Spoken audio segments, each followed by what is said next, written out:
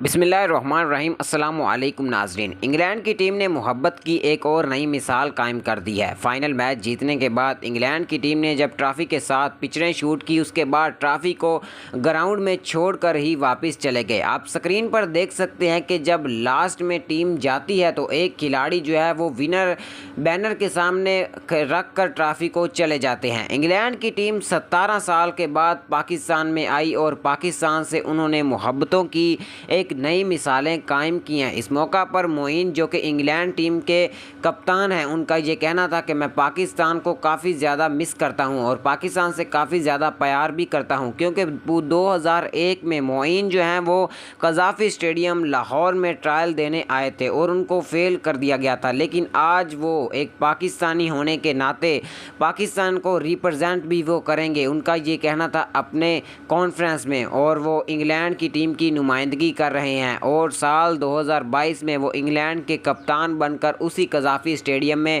واپس لوٹے ہیں اور پاکستان کو انہوں نے شکست دے کر ایک میچ کو، ایک فائنل سیریز کو اپنے نام کیا ہے۔